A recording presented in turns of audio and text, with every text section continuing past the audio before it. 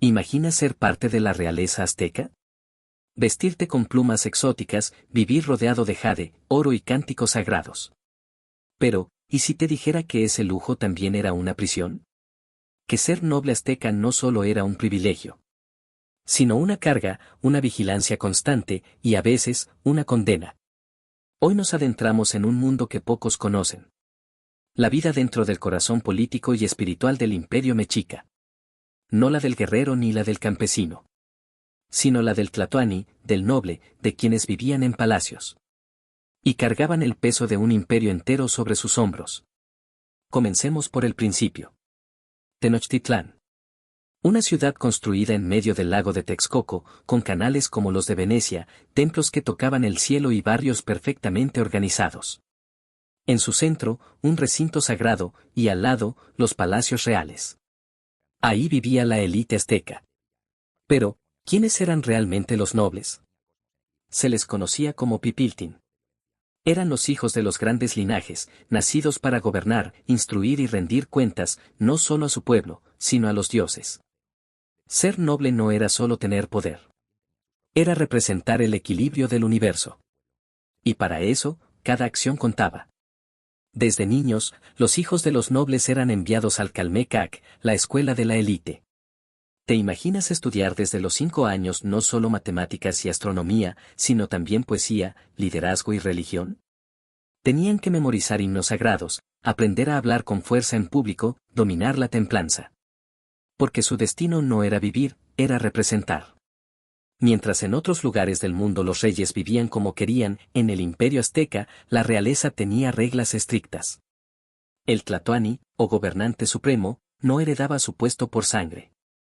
Tenía que demostrar ser digno. Los sabios, guerreros y sacerdotes más importantes decidían entre los candidatos reales quién sería el nuevo líder. Y si eras elegido, tu vida cambiaba para siempre. No podías mostrar emociones en público. Debías comer solo ciertos alimentos, hablar solo cuando era adecuado, y hasta tenías que seguir un protocolo para moverte por la ciudad. Sí, incluso caminar era un acto político. El tlatoani no era un rey absoluto. Era un administrador, un juez, un sacerdote y un general, todo al mismo tiempo. Y cada una de esas funciones debía realizarse con una perfección casi divina. ¿Sientes el peso? Ahora imagina despertar en uno de esos palacios. El palacio de Moctezuma, por ejemplo. Tenía más de 100 habitaciones. Fuentes, jardines, salas de audiencia, terrazas decoradas con mosaicos y estuco. Y un zoológico real, donde vivían animales exóticos de todo Mesoamérica. Un verdadero espectáculo de poder. Pero también un escenario. Porque cada detalle tenía un propósito. Impresionar, intimidar, controlar. La realeza azteca no vivía para el placer. Vivía para mantener el orden cósmico.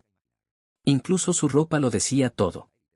Las plumas de quetzal, los collares de jade, los tocados con turquesas. Cada color, cada material, cada forma, era un mensaje. Y cambiar un solo detalle sin permiso podía ser visto como una falta a los dioses. Y entonces viene la pregunta. ¿Era realmente libre un noble azteca? Porque sí, vivían rodeados de belleza, pero también de responsabilidad. El más mínimo error podía costarte el respeto de todo el imperio. No eras una persona más. Eras el rostro de los ancestros. Un espejo de Huitzilopochtli.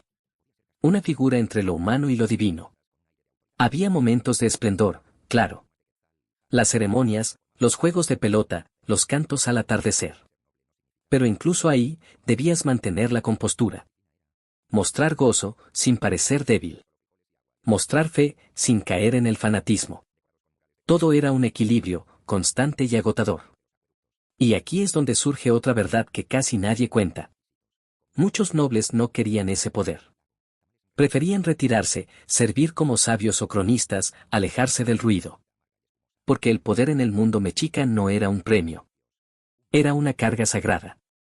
Y si fallabas, no solo tú pagabas el precio, sino toda tu casa, tu linaje, tus descendientes. El temor a fallar era real. Porque la caída de un noble podía desatar desconfianza, caos, guerras internas. Y eso nos lleva a un momento clave en esta historia. El ascenso y caída de Moctezuma Xocoyotzin. Un líder sabio, formado desde niño para gobernar, amado por muchos, temido por otros. Un hombre que, cuando los forasteros llegaron a sus costas, tuvo que tomar decisiones que cambiarían la historia para siempre.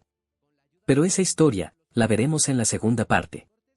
Porque antes de juzgar a Moctezuma, debemos entender la presión, la tradición, la estructura que lo rodeaba. ¿Realmente fue débil?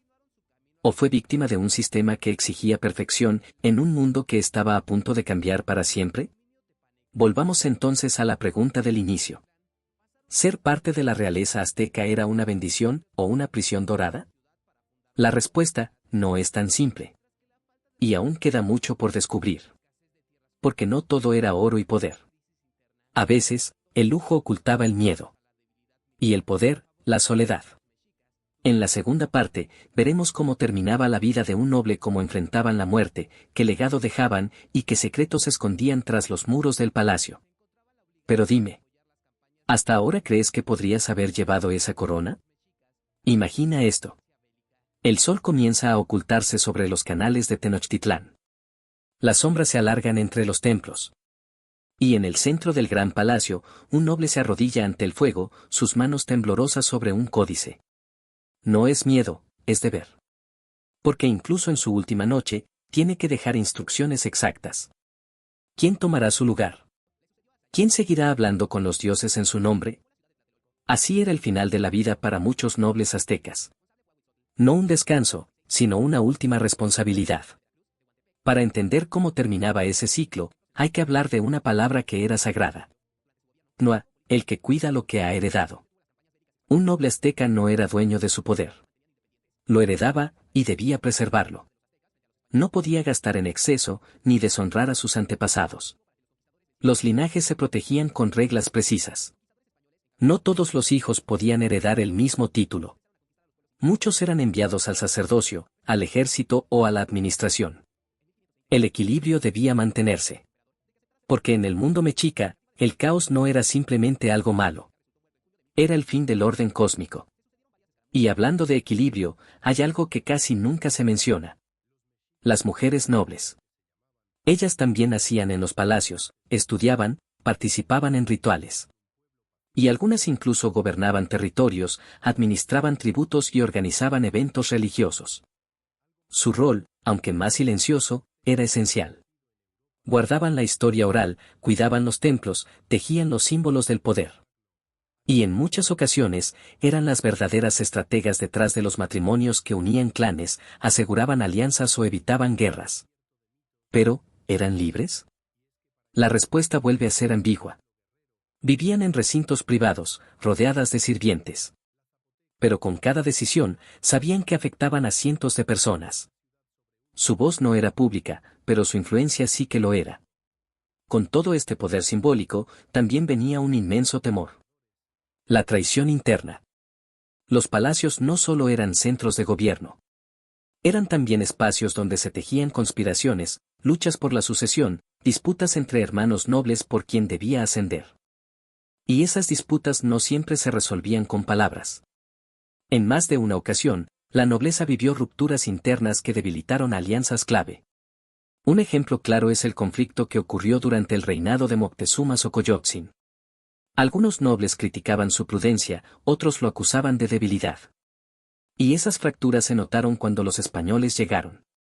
Mientras unos apoyaban al Tlatoani, otros comenzaron a negociar en secreto con los recién llegados. Así que volvamos al palacio, en esos días oscuros. La realeza, acostumbrada al control, de pronto se encontraba enfrentando algo para lo que no estaba preparada. Una forma de poder completamente diferente. Las alianzas políticas ya no bastaban. El conocimiento astronómico no ayudaba.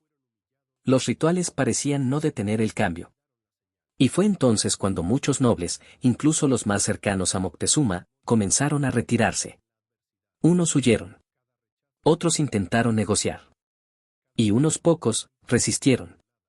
Lo que pocos cuentan es que, incluso en medio de ese colapso, la estructura de la nobleza intentó mantenerse. Se organizaron consejos. Se siguieron recibiendo tributos. Se mantuvieron los códices. Porque la verdadera fuerza de la nobleza azteca no era solo su riqueza. Era su memoria.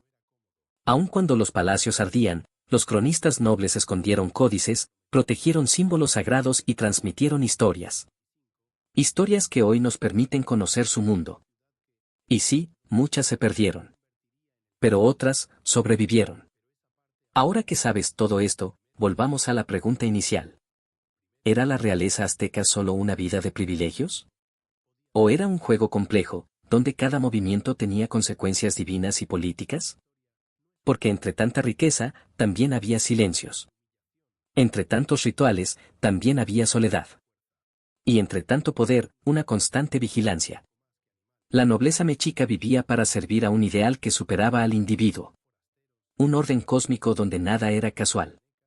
Donde incluso el color de un cinturón podía alterar la armonía. Hoy, siglos después, sus palacios están en ruinas. Pero sus nombres, sus leyes, sus cantos, todavía resuenan. Porque no todo era oro y poder. A veces, el mayor peso que puede cargar una persona es el de ser ejemplo para toda una civilización. Y ahora que sabes todo esto, ¿tú elegirías nacer noble en el Imperio Azteca? ¿O preferirías ser libre, aun si eso significara vivir en el anonimato? Te leo en los comentarios.